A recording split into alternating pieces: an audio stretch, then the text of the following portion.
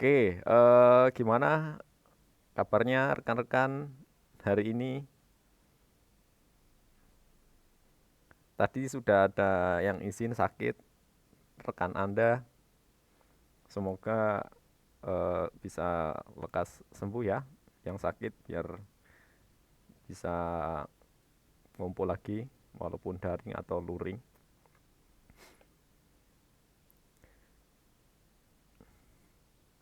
Ada yang kena dampak PDAM-nya mati?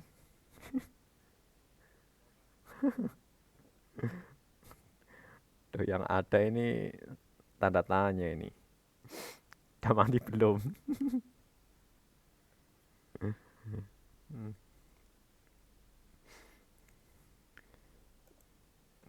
Wih, kok masih banyak ini yang masih belum on cam.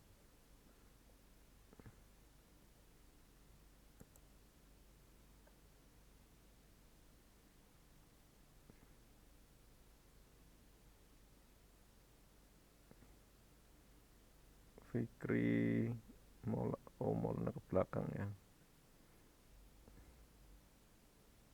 Novita juga belum.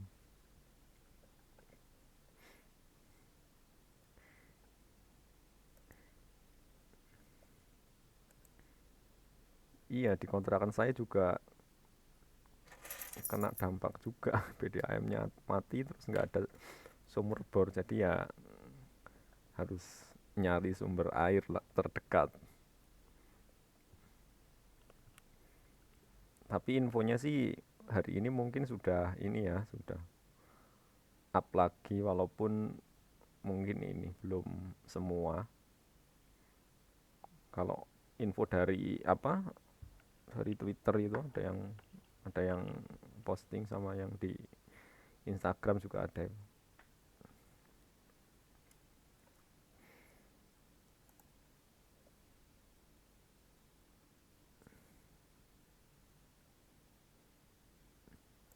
Dwi Paga sakit apa Dwi Paga? Demam. Sudah berapa hari? Udah 2 hari. Kalau udah ini ke dokter minum obat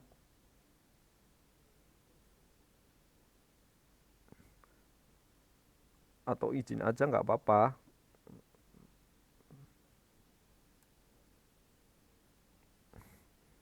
Oke. Sudah siap rekan-rekan semua? Lanjut materi nih. Oke. Kalau sambil ngemil-ngemil boleh ya, sambil apa menikmati cemilan pagi. Ya, saya nanti juga mohon izin kalau sesekali menyeruput minuman.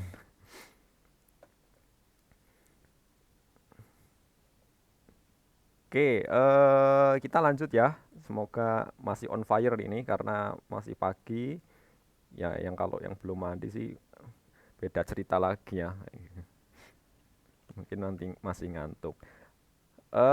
Hari ini kita sudah masuk di pertemuan ke-11 ya. Yaitu kita akan berdiskusi tentang array ya. Kemarin kita juga sebenarnya sudah, tetapi kita akan coba bahas varian dari array. Nah, kalau yang minggu lalu kita sudah belajar tentang array satu dimensi.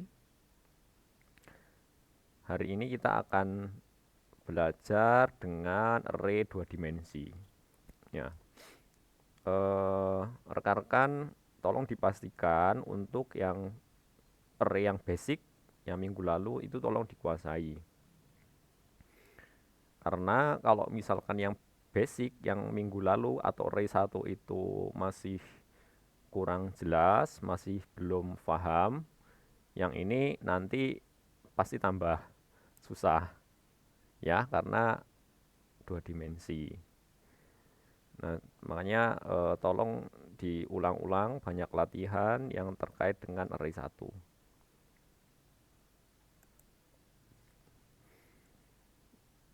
Nah, tujuan dari pembelajaran ini yaitu yang pertama nanti harus tahu konsep ya array 2 dimensi.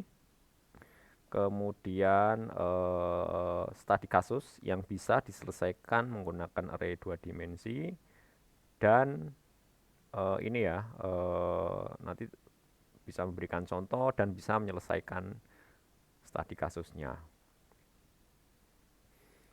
Nah, mungkin sebelum saya lanjut ke array 2 dimensi, saya akan flashback sebentar terkait dengan array 1 dimensi.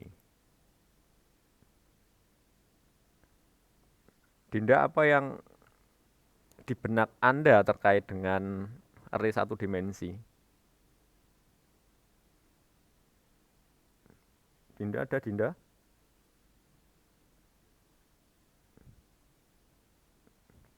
Halo? Di-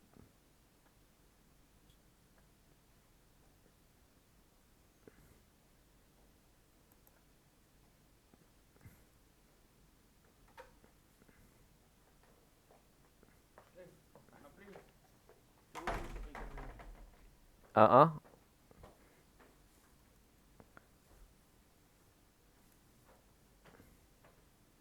kumpulan data?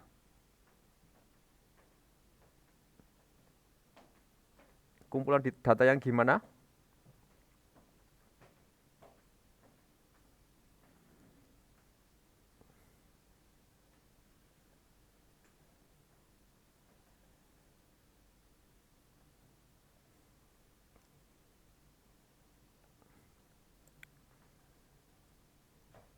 Kumpulan data yang kompleks. Kompleksnya memang gimana? Kok Anda mengatakan kompleks?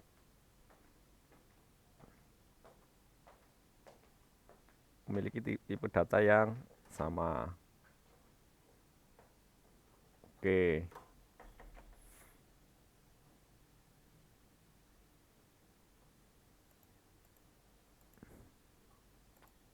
Kemudian Asadilah, coba dilengkapi.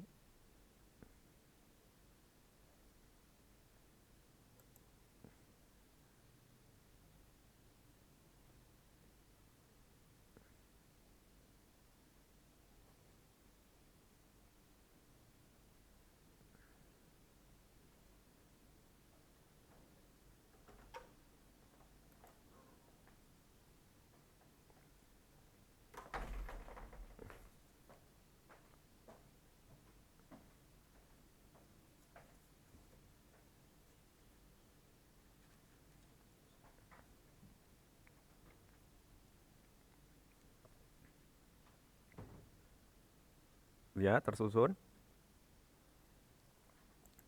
Tersusun apa? Asadilah. Tipe data yang banyak tersusun. Terus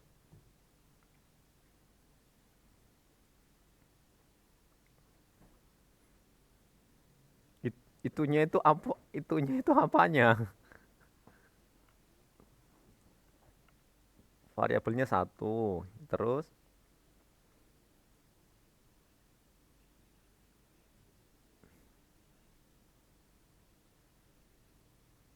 oke. Memiliki banyak nilai. Menggunakan itunya satu variabel. Oke, boleh lah. Widya,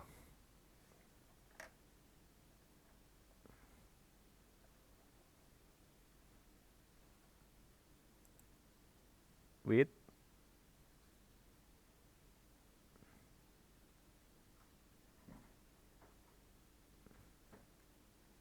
halo Widya, ini ada namanya. Mana orangnya?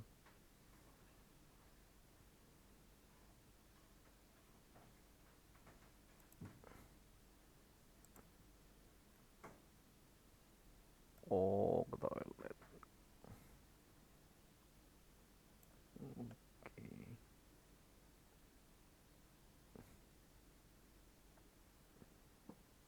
Dia ke toilet. Alia, Alia. Mm-mm. Apa yang Anda ketahui tentang Ray?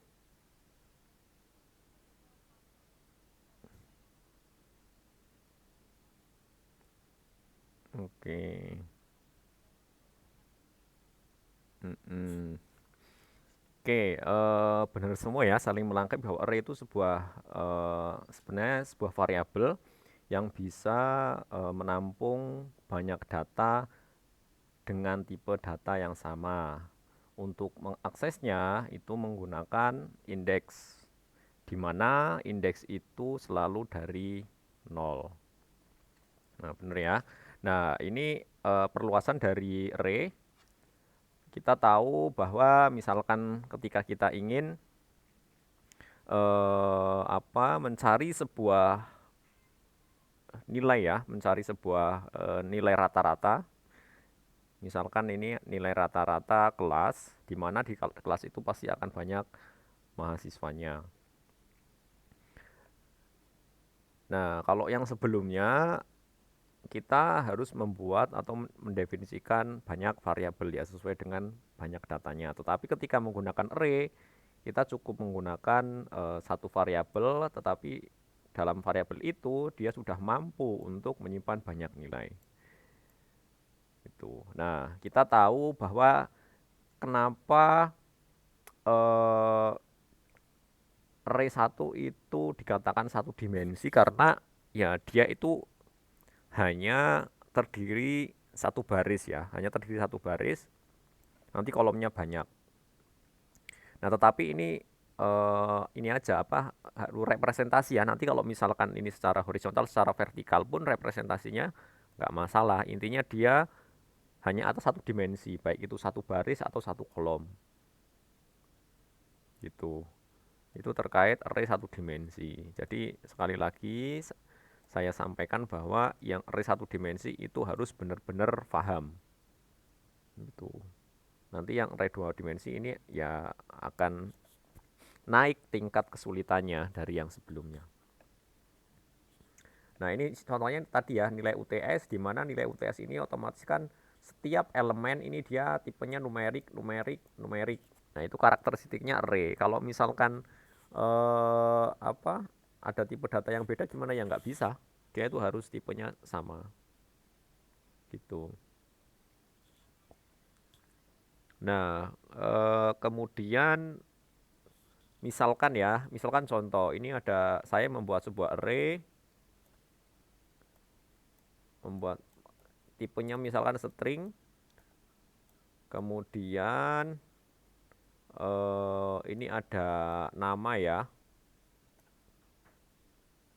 ada nama, misalkan ini 10 gitu ya, ini 10. Nah, seperti ini. Nah, berarti di sini nanti ini akan menyiapkan sebuah variabel dengan banyak elemen 10, tipenya string. Misalkan nanti bisa diisi dengan Haikal, Alia, misalkan uh, siapa lagi, Vino, Vito gitu. Nah, itu berarti seperti itu nanti ngisinya. Kita tahu bahwa Ray itu punya kekurangan ya. Kekurangan tersebut adalah kita harus mendefinisikan di awal kapasitasnya berapa. Yang mana ketika nanti ada perubahan ukuran di tengah-tengah karena ada kebutuhan yang beda, itu tidak bisa dilakukan. Terus solusinya gimana? Ya solusinya ketika kita belajar array ya kita alokasikan yang banyak ya. Misalkan 100 gitu ya.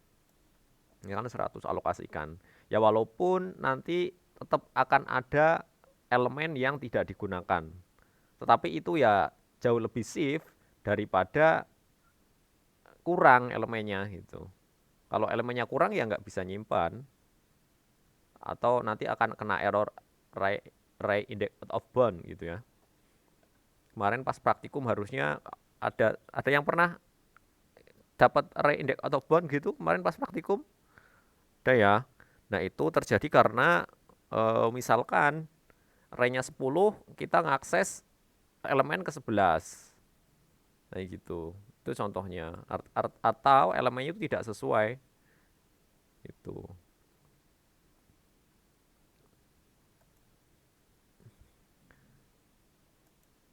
Ini ini masih masih review yang sebelumnya. Nah, kalau sebelumnya kan kasusnya seperti ini ya, di mana dia hanya ada satu record atau satu baris data, ya. Contohnya ini ada 8 mata kuliah, dia punya si fulan gitu ya, punya seseorang, punya si fulan, nilai UTS-nya sekian sekian sekian. Ini masih bisa dilakukan. Nah, sekarang kalau misalkan kasusnya seperti ini, kan ini jauh lebih kompleks ya. Ini jauh lebih kompleks di mana di sana sama-sama ada 8 mata kuliah, tetapi recordnya atau barisnya ini dia lebih dari satu. Ketika ada kasus seperti ini tidak bisa disolusikan menggunakan array satu dimensi. Karena satu dimensi itu dia itu punya keterbatasan, ya dia hanya mampu satu record. Nah, kalau seperti ini ya harus berarti ditambahkan satu dimensi lagi. Berarti di sana selain dia support atau mendukung data multi multi multi data ya, banyak data, itu yang dilakukan oleh array dua dimensi. Jadi kalau yang sebelumnya hanya satu data, hanya ini aja, sekarang nambah itu. Ini nambah ada beberapa. Nah, ini semakin kompleks ya. Nah, artinya saya tekan lagi array yang satu dimensi, rekan-rekan harus paham konsepnya. Nah, contoh lain lagi, misalkan apa ya? Ya kalau untuk ini terkait nilai atau misalkan ditambah data lagi, misalkan ada data kependudukan gitu ya, misalkan kakak gitu ya, ada kakak di sana nanti akan ada kepala keluarganya siapa namanya, kemudian eh, nama istrinya, nama anaknya, kayak gitu-gitu. Itu juga bisa. Kalau kakak kan lebih dari, kan banyak ya, akan banyak datanya. Itu boleh seperti itu. Artinya ini nanti dia itu tidak hanya support baris saja atau kolom saja. Kalau yang ini kan baris saja atau kolom saja.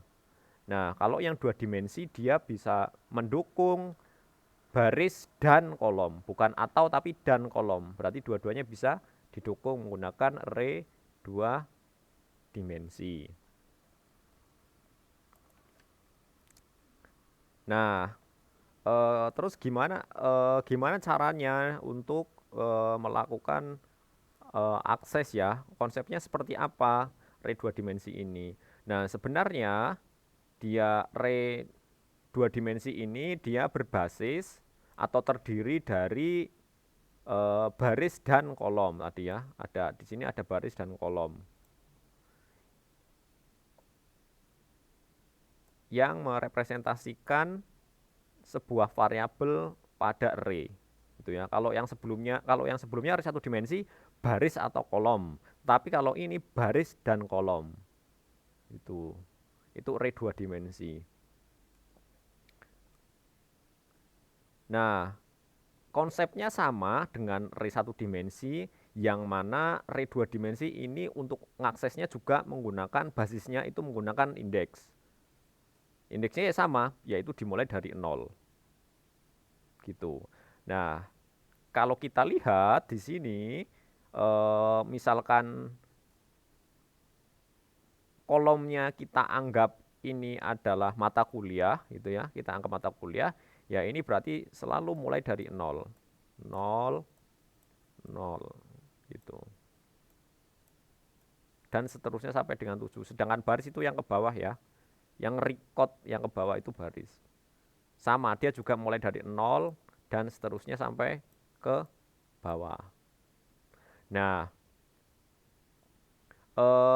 yang array 2 dimensi ini cocok sekali dengan ini, dengan matriks ya.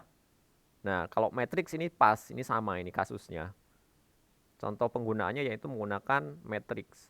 Matriks kan cara penulisannya misalkan array 2 eh, matriks berurdu atau dua ukuran matriksnya berapa, misalkan 2 kali 2 ya. Misalkan 1 2 3 4 misalkan seperti ini. Nah, ini kan dia matriks 2 kali 2 ya, atau berurdu 2 kali 2. Nah, representasinya juga sama. Ini adalah kolomnya, kemudian yang ke bawah itu barisnya. Dia mulainya dari 0, 1 gitu. Di sini juga 0, 1. Kan sama ini representasinya dengan matriks. Jadi ini juga bisa digunakan atau untuk menyelesaikan kasus-kasus operasi-operasi pada matriks. Gitu. Jadi sampai sini mungkin sudah ada gambaran. Misalkan mau membuat kalkulator matriks gitu ya. Kalau untuk penjumlahan, pengurangan itu simple, gampang. Tapi nanti kalau misalkan sudah matriks kan itu banyak ya. Banyak operasinya ya. Ada namanya perkalian. Nah, kalau perkalian ini agak ribet ya. Dia harus dipertemukan antara baris dan kolom. Kemudian ada namanya determinan gitu-gitu, masih ingat gak istilah-istilah kayak gitu, determinan, kemudian ada kofaktor kayak gitu. Nah, ini boleh ini dibuat kalkulatornya itu ya, iseng-iseng misalkan. Oh, iseng-isengnya ini bikin pusing kalau ini gitu, itu boleh misalkan. Jadi cocok ya, siapa tahu nanti ketika rekan-rekan buat kalkulator itu nanti bisa bermanfaat. Itu lumayan pusing loh. Menghitung matriks kayak gitu. Ya tujuan kalkulatornya itu untuk memvalidasi apa yang dihitung secara manual itu sudah match, sudah cocok, sudah benar dengan yang hasil kalkulatornya gitu ya. Kalau 2 kali 2 masih gampang ininya perhitungannya. Nanti kalau sudah 3 kali 3, 4 kali 4 perkalian, aduh. Itu lumayan banyak itu. Apalagi angkanya nanti sudah 10 ke atas itu ya, setiap elemennya tambah lagi itu. Makanya mungkin itu bisa ini sih, bisa dibuat kalkulator. Siapa tahu di Play Store itu belum ada, nanti bisa dibuat. Atau sudah ada pun nanti ditambah aja fungsi-fungsi atau fitur-fitur yang lebih kompleks gitu. Ya, semoga ada insight ya yang terkait dengan array 2 dimensi. Nah, ini array 2 dimensi seperti ini. Nah, untuk penulisannya seperti apa? Nah, penulisannya kayak gini nih contohnya. Di sini misalkan ada nilai UTS. Ada nilai UTS. Tadi ya basisnya ada kolom dan baris. Nah, ini adalah ciri khas dari array, yaitu menggunakan kurung siku. Menggunakan kurung siku. Kalau sebelumnya ketika satu dimensi itu kurung sikunya dia hanya satu ya, satu dimensi. Nah, ketika 2 dimensi dia menyesuaikan kurung sikunya juga ada 2 ya. Karena kalau yang satu dimensi kan dia baris atau kolom. Nah, tetapi kalau 2 dimensi baris dan kolom berarti ada 2 kurung siku. Nah, kurung siku yang pertama di sini digunakan untuk baris. Yang ini untuk baris. Nah, sedangkan kurung siku yang kedua ini untuk kolom. Ya, di sini sudah ada deskripsinya. Nah, sekali lagi karena indeks array itu mulai dari 0, sehingga kalau misalkan ada notasi, ada penulisan seperti ini yang ada di slide, kita lihat berarti ini ada di baris ketiga, kolom kelima. Ya, kita hitung aja misalkan. Karena mulainya dari 0 berarti 0, 1, 2, 3. Nah, berarti di sini nanti kita mulai ngitungnya. 3, kemudian kolomnya 5. 0, 1, 2, 3, 4, 5. Nah, berarti di sini. Nah, eh, pertemuan antara baris dan kolom dari notasi dari penulisan ini berarti ada di mana? Ya di sini berarti gitu. Nah, berarti nilainya yaitu 91. Kalau konsep yang ini sudah bisa, yang sebelumnya kan sudah tahu ya cara aksesnya gimana, inisialisasi seperti apa, mengassign gimana, ya sama sebenarnya. Hanya saja sekarang ketambahan apa kurung sikunya jadi 1. Gitu. Sampai sini mungkin ada pertanyaan. Saya izin minum.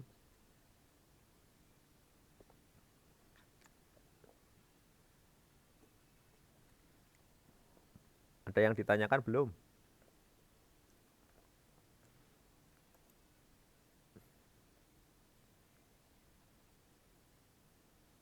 Aman ya?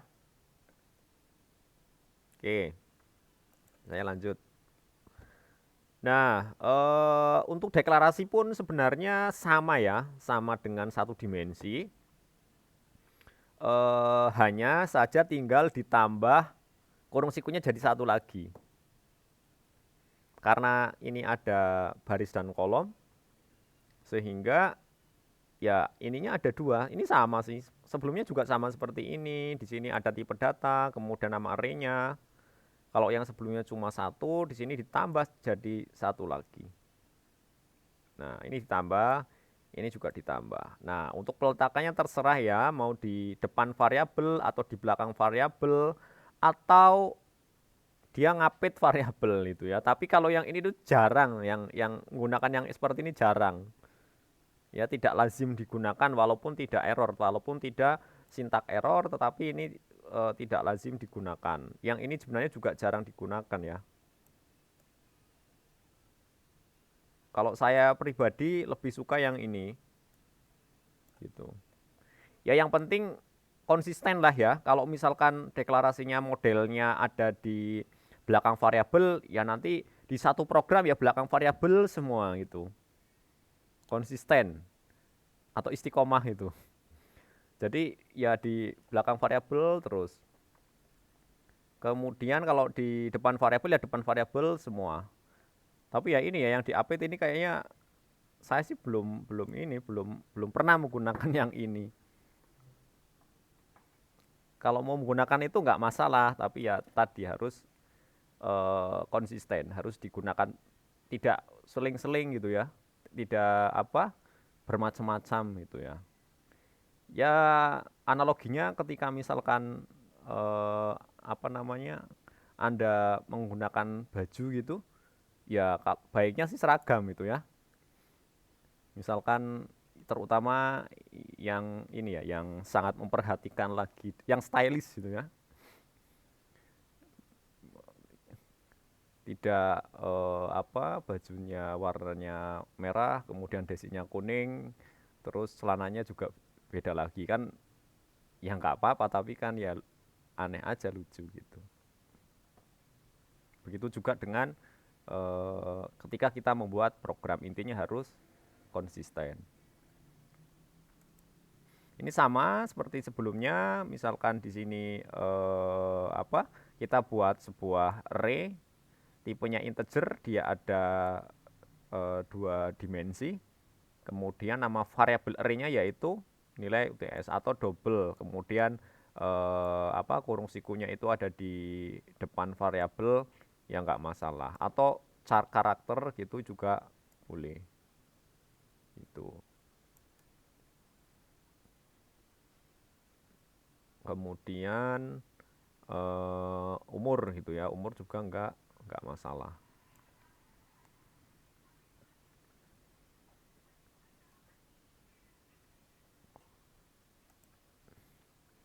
Itu itu deklarasi. Nah, kemudian untuk instansiasi juga sama. Nah, untuk instansiasi intinya apa? Kalau instansiasi ini harus menggunakan kata kunci new, ya. Kata kunci new, kemudian kita tentukan jumlah baris dan kolomnya berapa. Jumlah baris dan kolom. Nah, misalkan ini untuk melakukan instansiasi nilai UTS, tipenya integer, di mana jumlah barisnya 5, kemudian kolomnya 8. Sekali lagi ya, ini jumlah baris. Ininya tetapi untuk untuk memvisualkan dia tetap harus dari 0. Itu wajib ya. Itu memang mutlak harus dari 0. Ini misalkan 5 baris 8 kolom, 1 2 3 4 5 6 7 8. Nah, misalkan seperti ini. Kemudian untuk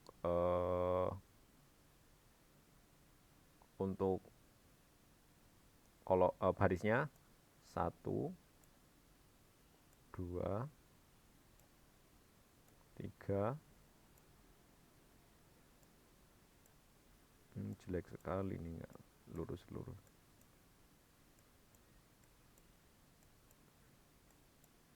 Oke.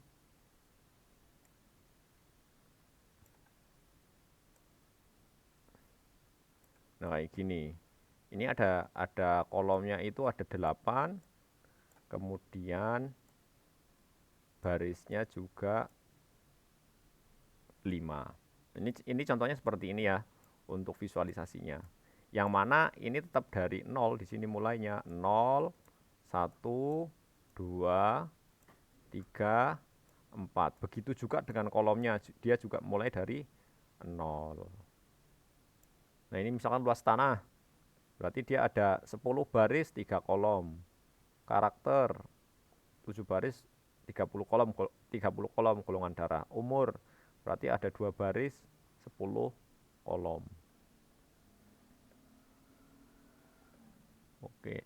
Nah, selain tadi ya, selain misalkan tadi untuk mencari nilai UTS dari banyak mahasiswa, atau ketika kita ingin menerapkan di matriks, atau lagi ketika ini ya, saya di awal pernah menginfokan bahwa citra atau image atau gambar, nah sebenarnya juga tersusun seperti ini juga dia, menggunakan ray 2 dimensi.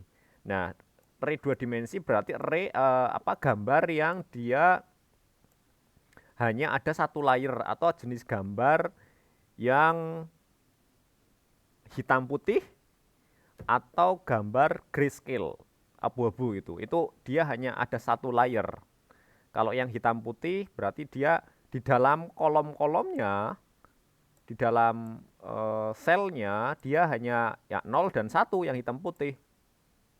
Misalkan ini ada gambar hitam putih, berarti di sini di setiap kotak, di setiap sel, di setiap pertemuan baris dan kolom ya 0 1 0 1 gitu. Misalkan 0 apa yang 0 misalkan merepresentasikan putih, yang satu misalkan mempresentasikan hitam. Itu tergantung toolnya sih.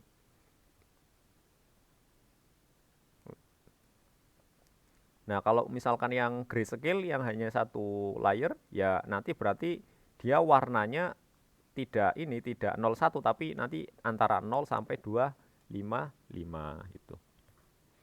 Itu contoh juga, misalkan citra atau gambar juga representasinya menggunakan array. Berarti di kehidupan sehari-hari ini ada banyak penerapannya. Ketika rekan-rekan suka ngotak-ngatik citra gitu ya. Misalkan ya, kita punya gambar yang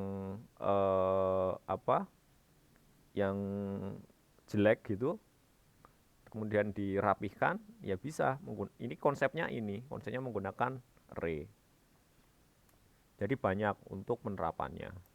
Rekan-rekan suka bermainan image processing atau pengolahan citra, nanti di semester yang akan datang itu akan ada mata kuliah itu basisnya adalah array. Nah, ini ketemu lagi array. Jadi makanya ini sangat penting gitu.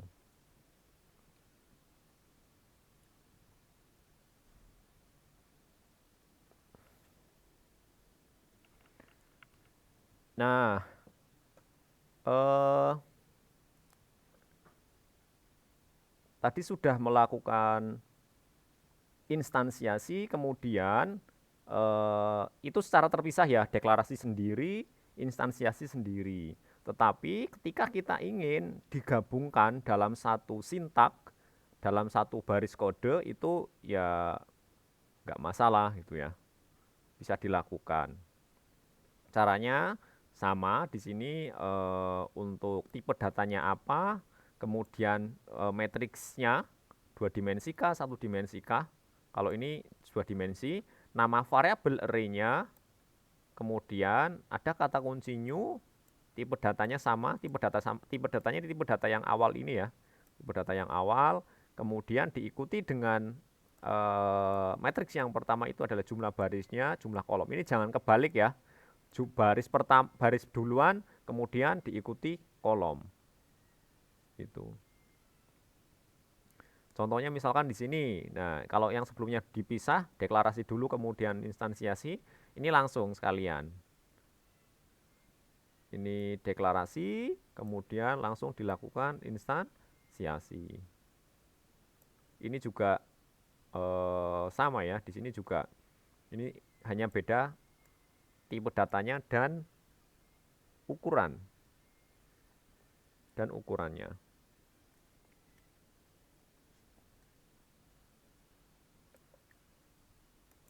Sampai sini mungkin ada yang mau ditanyakan dulu.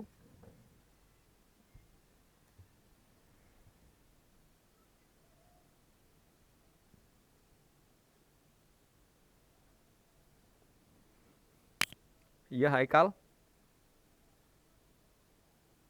Mm-mm.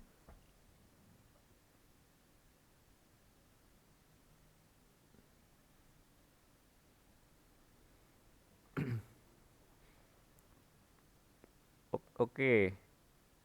Misalkan karena karakter itu kan dia hanya bisa menyimpan 1 byte ya, atau ya 1 digit lah ya, 1 digit.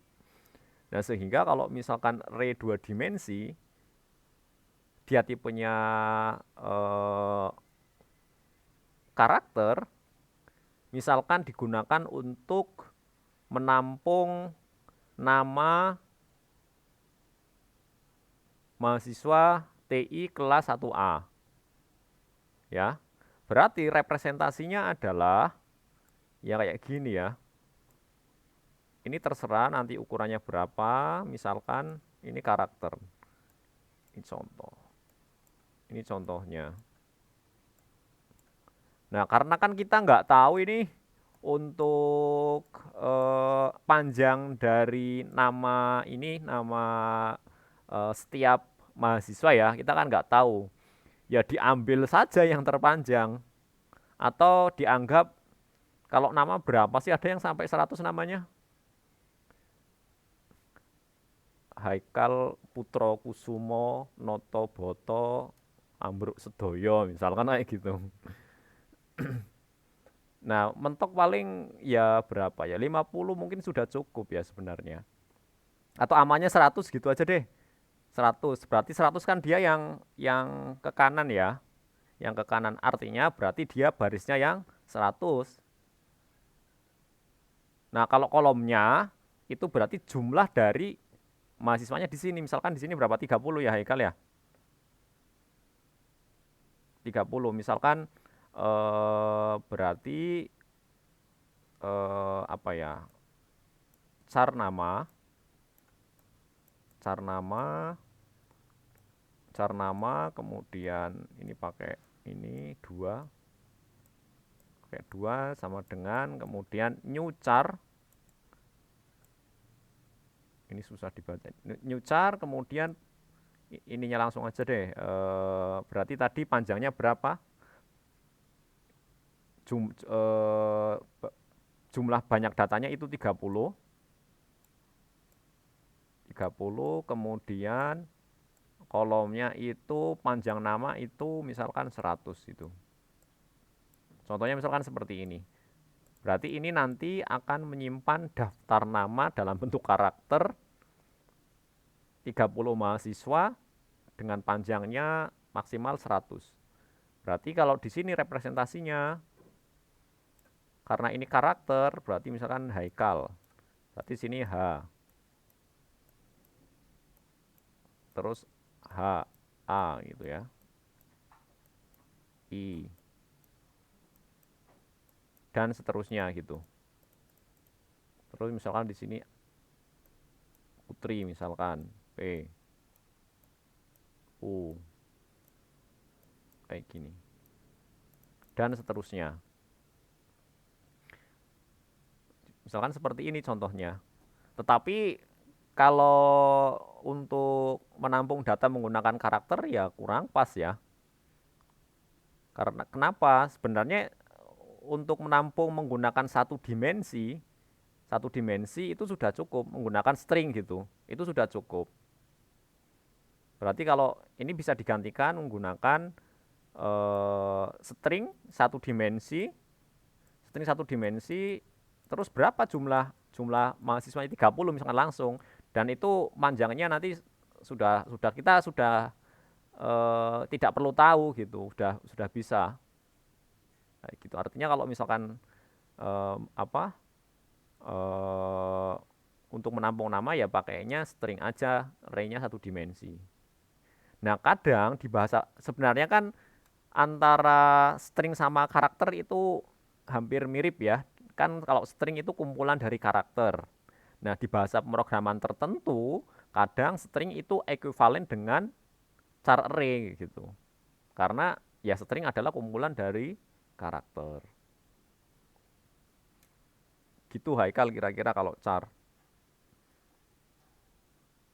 Oke.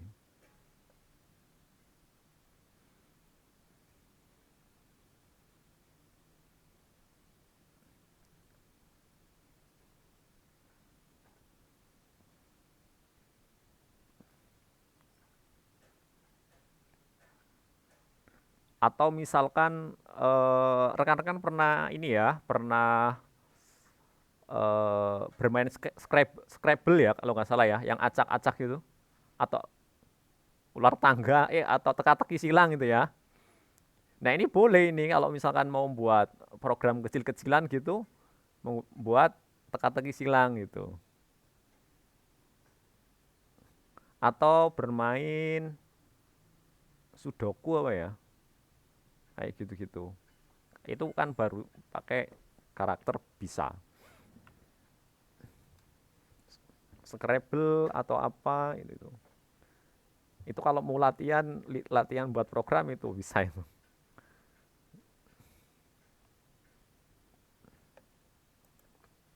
Yang lain mungkin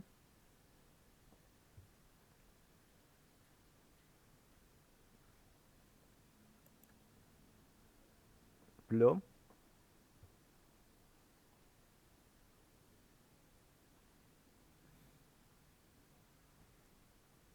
Oke. Nah, sekarang ini inialisasi. Nah, inialisasi untuk memberi nilai awal pada sebuah array 2 dimensi. Nah, sebenarnya sekali lagi ya, karena ini berawal dari array 1 dimensi, makanya saya wanti-wanti, saya ingatkan terus bahwa array yang 1 dimensi itu harus paham, benar-benar paham. Gitu ya. Kalau nanti yang 1 dimensi paham, yang selanjutnya insya Allah paham lah. Contohnya saja gini. Contohnya misalkan array 1 dimensi. Kita tahu array 1 dimensi ketika kita ingin menginisialisasi, ketika kita ingin memberikan nilai awal. Kemarin kan untuk memberi nilai awal itu dikasih gini ya, dikasih kurung kurawal ya. Kurung kurawal kemudian dipisahkan menggunakan koma gitu. 1, 2, 3, anggap aja ini tipe data numerik gitu ya, entah integer, double, long gitu. Kan seperti ini ya. Nah, kemudian kalau yang dua dimensi berarti ya tinggal sama sih konsepnya ya. Kita siapkan dulu ininya kurung kurawalnya di atas di bawah gitu ya. Ini cara cara lambatnya, tapi dari sini nanti jadi tahu. Kita siapkan dulu kurung kurawalnya, buka tutup, kemudian kita siapkan lagi di sini yang ininya dimensinya di sini misalkan 1, 2, 3 gitu. Nah, di sini kalau yang sebelumnya itu per elemen kemudian ada komanya, sekarang ada lagi nih satu dimensi lagi dikasih koma di sini koma, kemudian di sini kalau misalkan mau nambahkan ditambahkan 1, 2, 3 lagi. Nah, dari sini sebenarnya kita lihat bahwa array dua dimensi itu merupakan kumpulan dari array satu dimensi. Ya kan? Kalau yang sebelumnya kan kita satu dimensi hanya ini aja nih. Ya. Kalau yang dua dimensi dia lebih dari satu. Ini kemudian ada ini lagi, ini lagi. Nah, makanya kalau array dua dimensi itu adalah array kumpulan dari array satu dimensi. Nanti kaitannya atau atau hubungannya nanti ketika kita ingin menampilkan array atau mengassign array. Kita lihat nanti. Jadi gini kira-kira, misalkan kita ingin menginisialisasi gitu ya, biar gampang dilihat itu daripada nanti jadi satu baris semua, dibuat per baris juga nggak apa-apa. Petik dulu yang atas bawah, kemudian di dalamnya kasih petik. Kurang kural buka, tutup, kemudian di tengahnya dikasih. Kemudian dikasih nilainya. Dikasih nilainya. Nah, ketika kita menginisialisasi, karena menginisialisasikan kita tidak menyebutkan secara implisit jumlah baris dan kolomnya ya, ini tidak disebutkan di sini. Gini ya, ini tidak disebutkan. Sehingga ketika kita mengisi beda ukuran, beda jumlahnya, baik kolomnya itu enggak masalah. Tetapi ya ini nanti di sini dia kosong. Dia kosong gitu. Dia kosong. Tetapi kalau ukurannya berapa, ya dia akan barisnya tetap 2, kolomnya barisnya itu 3, kolomnya 5. Dia akan mengacu ke elemen array yang terpanjang. Dalam hal ini misalkan barisnya yang terpanjang ini adalah 5, ya berarti di sini nanti jumlah kolomnya 5. Gitu. Gitu ya, berarti tadi kalau array 2 dimensi itu adalah kumpulan dari array 1 dimensi. Kalau array 3 dimensi ya sama konsepnya, berarti kumpulan dari array 2 dimensi gitu. Gitu kira-kira ya. Ini nanti ketika inisialisasi kelihatan. Oke. Bisa ditangkap mungkin terkait inisialisasi? Saya. Nah, kita lihat yang selanjutnya. Nah, ketika kita ingin mengisi elemen, ya sama. Kalau mengisi elemen, kita harus tahu dia elemen yang mana yang mau diisi. Kalau satu dimensi, kita cukup tahu indeksnya aja, elemen keberapa. Tapi kalau dua dimensi beda. Karena dua dimensi basisnya baris dan kolom, berarti kita harus tahu baris mana, kolom mana yang harus diisi nilai, yang harus di-assign sesuatu. Menggunakan operator, ya jelas, assignment. Di sini menggunakan sama dengan gini ya. Artinya kalau yang pertama bisa, yang satu paham, yang ini insya Allah paham lah. Gitu. Contohnya misalkan di sini kita ingin mengisi sebuah nilai pada baris kedua, kolom ketiga. Yaitu dikasih nilai 77. Ingat, elemen array itu selalu dari 0. Barisnya 2, berarti 0, 1, 2. Berarti nanti meluncurnya dari 2 ya, dari elemen kedua. Kemudian kolomnya 3, 0, 1, 2, 3. Oke, berarti meluncurnya dari kolom ketiga. Nah, ini tinggal dipertemukan ini antara baris kedua kolom ketiga, sehingga sel yang ini, kotak yang ini dikasih nilai 7, 7. Gitu. Kalau sebelumnya belum ada nilainya, dia 0, nilainya 0. 0 itu bukan kosong ya, tapi 0. Tidak ada nilai yang di ini ya, tidak ada nilai yang di, tidak ada alamatnya ya, tidak merujuk ke nilai tertentu, 0. Nah, terus kalau baris 1 kolom 4 gimana ya? Berarti kalau baris 1 kolom 4, baris itu ingat harus mulai dari ke 0, berarti 0 di sini. 0 berarti 0, baris ke 0, melunsurnya dari baris ke 0. Kemudian ini 4 berarti 0, 1, 0, 1, 2, 3, 4. Nah, berarti meluncurnya dari kolom keempat. Pertemuan antara baris ke-0 kolom keempat. Oh, sorry ya. Sorry, ini 01 ya, bukan 01. Sorry. Berarti di sini. Di sini. Baris ke-1 kolom keempat berarti dikasih nilai 65. Gitu. Ini yang gampang ya harusnya ya. Yang jangan kebalik, yang penting baris dulu, kolom dulu. Mulainya dari 0. Itu. Pokoknya jangan sampai ke balik. Oke, nah ini ada flowchart-nya. Ada sebuah flowchart seperti ini, berarti ini kita siapkan dulu variabel nilai tipenya array, ada 5 baris 8 kolom. Ada 5 baris 8 kolom, barisnya mulai dari 0. Kita akan akan looping ya. Nah, karena ini 2 dimensi, kalau kita lihat dari flowchart-nya ini, dia perulangannya ada 2 ya, perulangannya. Yang pertama itu di looping barisnya dulu, ya, ketika true, kemudian nanti baru kolomnya, gitu. Berarti baris dulu yang di looping, kemudian inner loopnya yang ada di dalam, dia itu kolomnya. Oke, kemudian, nah, sedangkan ketika ini ada flowchart untuk mengisi nilai melalui keyboard, ya.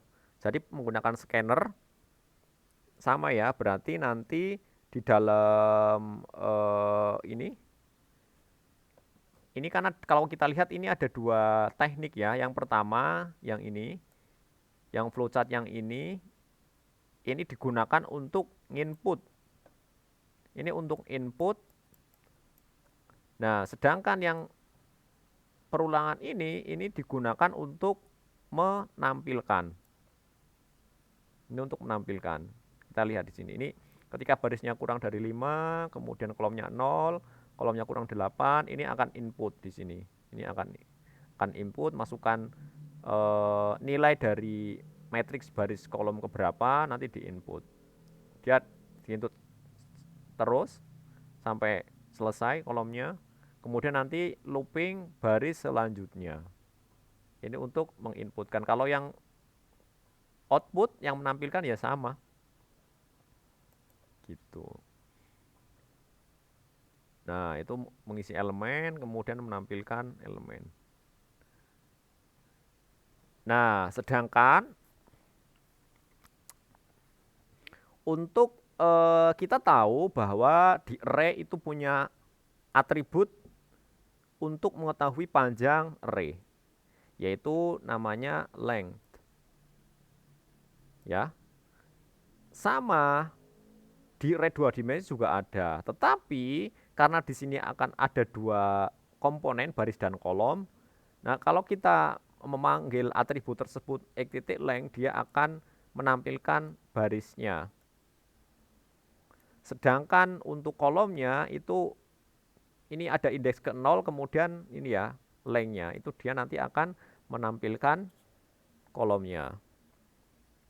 Nah, yang jelas ketika kita menggunakan atribut length, ketika nanti kita menampilkan, kemudian itu dia nanti akan fleksibel ya. Kita tidak mengganti kondisi di dalam loopingnya. Misalkan seperti itu salah satu keuntungannya ketika menggunakan length. Jauh lebih dinamis.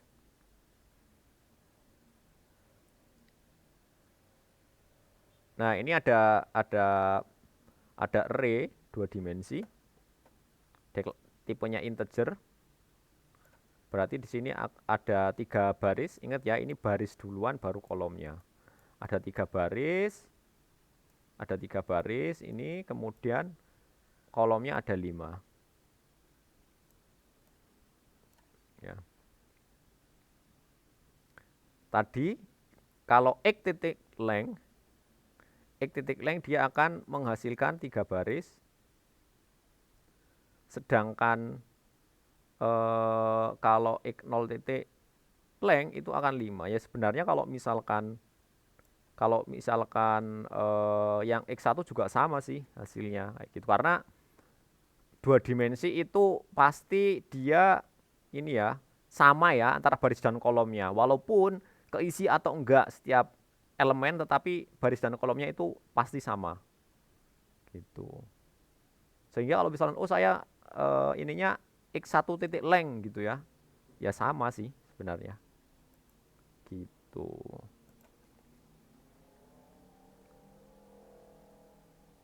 Nah, ini ada contoh studi kasus.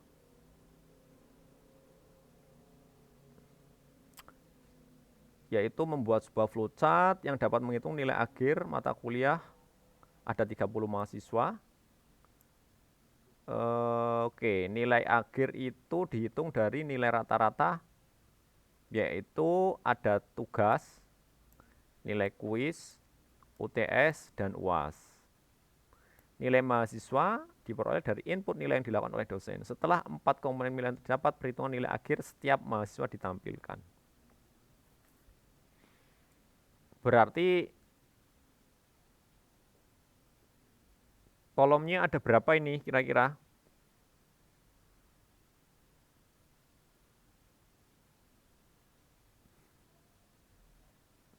MROM, kolomnya ada berapa ini nanti?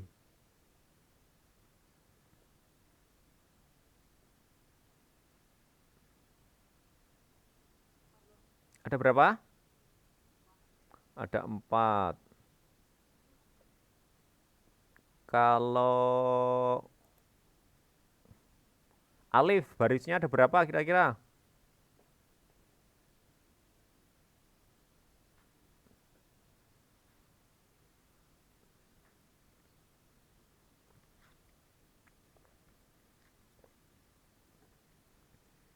Alif.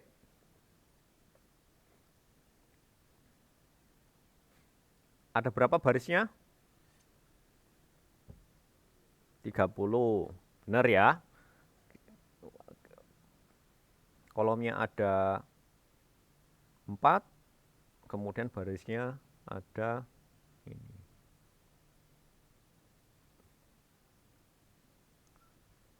Widya, kira-kira ketika kita mau menginstansiasi gimana ini?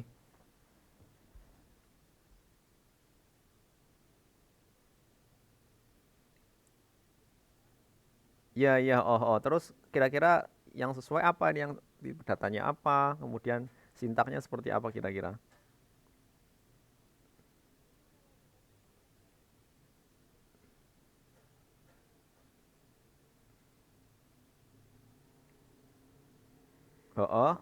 Kurang yang pertama itu apa? Berapa? Oke, yang selanjutnya?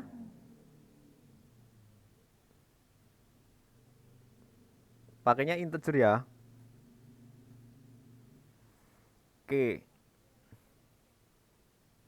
Oh, pakai double. Kirain mau pakai integer. Kalau integer berarti kalau nilainya Anda besok nilai akhirnya 7,9 ya saya tulis 7 aja. Nggak mau ya? Oke, iya. Ya, harus disesuaikan dengan kasusnya ya. Kalau misalnya di sini kasusnya yaitu untuk menghitung nilai rata-rata, ya nggak boleh.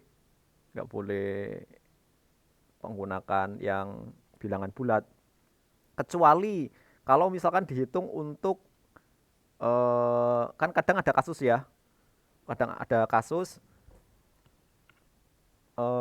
pernah ada soal cerita misalkan ketika suatu pekerjaan diselesaikan dalam waktu seminggu itu 3 orang, kemudian ketika 3 hari dia butuh berapa orang.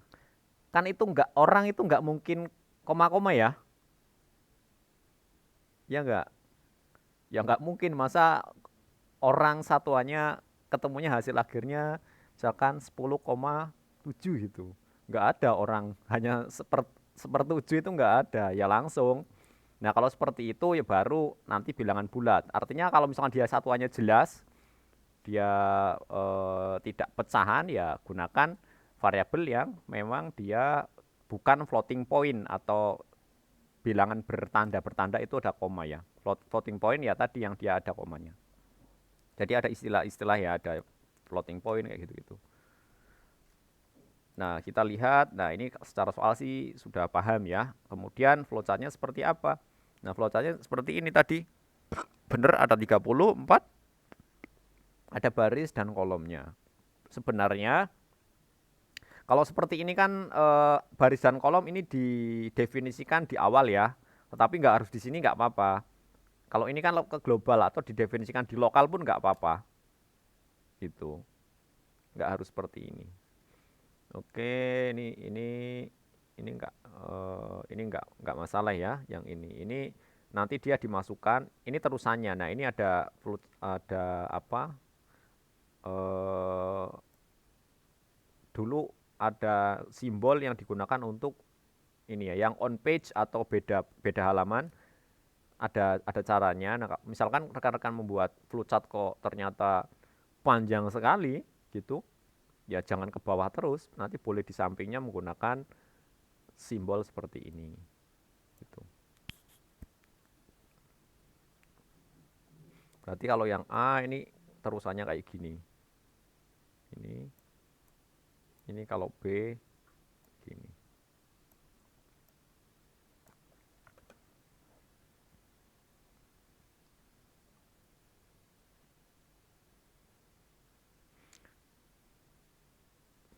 Nah, di sini apa, karena dia dua dimensi berarti nanti akan ada loopingnya, ada 2 kali ya. Ada 2 kali, kemudian nah di sini hampir sama sih. Tadi diinputkan semua, kemudian apa, nilainya ini ditampung dulu ke total, nanti dia akan ditampung ke total, selanjutnya rata-rata ini di luar loop ya. Ini di luar loop.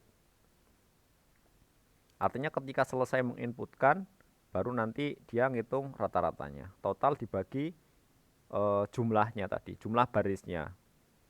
Nanti ketemu output rata atau rata-rata. Ada yang mau ditanyakan ini mungkin setelah di kasus yang pertama?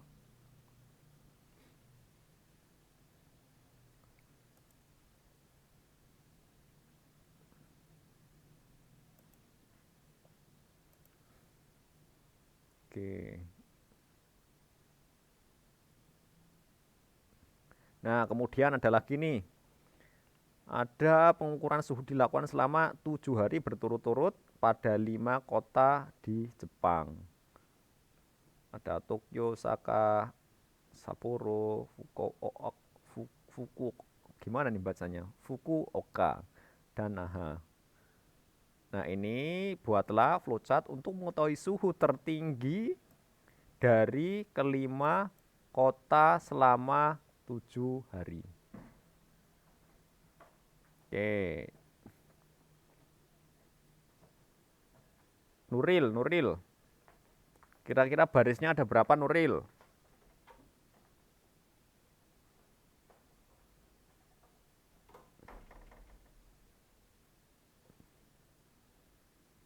Ada 5. Kenapa kok 5?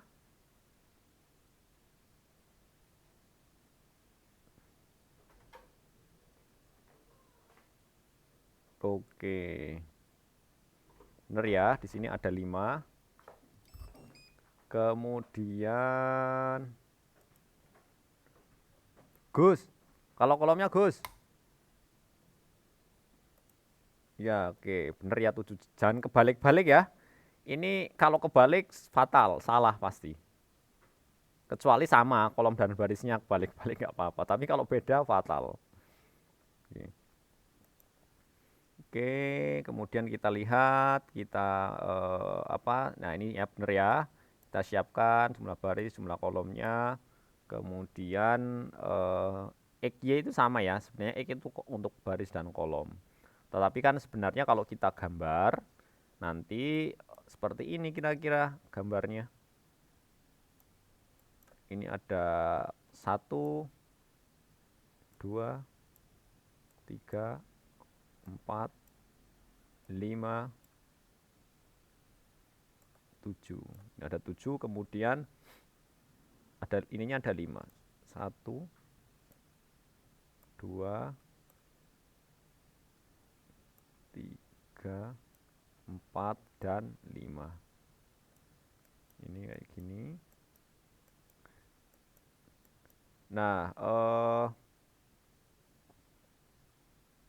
ini tadi hari-harinya ya. Hari-harinya itu adalah tadi kolomnya, barisnya ada 5. Ini di sini isinya nanti apa? Ininya Fukuoka, Naha, gitu-gitu ya. Kemudian ini hari pertama dan seterusnya. Nanti di sini isinya suhu ya, suhu hari pertama untuk Fuko untuk Tokyo misalkan berapa. Nah, ini adalah nilai-nilai suhunya. Kemudian setelah itu nanti dicari suhu tertinggi gitu ya. Dari kota-kota itu pada hari berapa. Itu bisa dicari menggunakan array 2 dimensi. Paham ya kira-kira yang ini? Sebelum kita lihat flowchartnya. Jadi representasinya kurang lebih seperti ini. Setiap sel itu isinya suhu. Kemudian kita bisa mencari suhu yang tertinggi di setiap kota dan pada hari keberapa juga bisa ketahuan.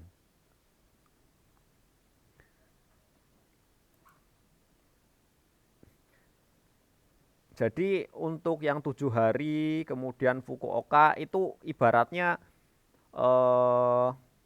headernya ya, nama kolomnya, nama-nama kolomnya atau record-recordnya. Tetapi dia tidak termasuk data gitu.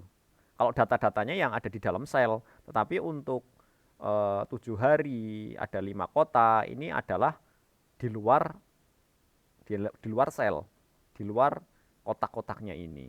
Itu. Oke, ini tadi ya, ini kira-kira untuk apa jawabannya. Tadi suhunya berapa di loop.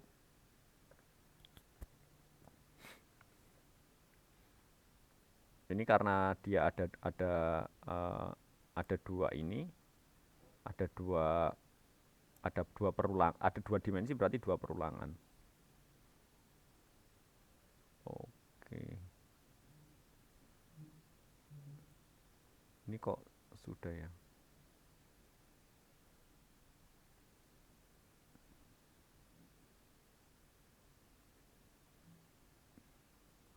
Oke, sebelum kita nyoba latihan ada pertanyaan nggak? Ini ada latihan 2 nomor. Yang pertama itu digunakan untuk mencatat suhu dan kelembaban ya. Setiap baris data terdiri dari 3 informasi yaitu jam, suhu, dan kelembaban. Buatlah flowchart untuk menghitung dan menabrak rata-rata suhu dan kelembaban selama 10 hari. Gampang yang ini. Flowchartnya aja, bukan programnya. Nah yang ini ada representasi data seperti ini. Kemudian harga pancake itu 3.000, puding 2,5 dan seterusnya. Kemudian nanti disuruh menghitung banyaknya kue yang dijual pada setiap kantin dan total pemasukan jika semua kue terjual habis. Itu untuk ininya ya, untuk latihannya. Ini dikerjakan secara sendiri-sendiri karena nggak terlalu banyak, jadi sendiri-sendiri.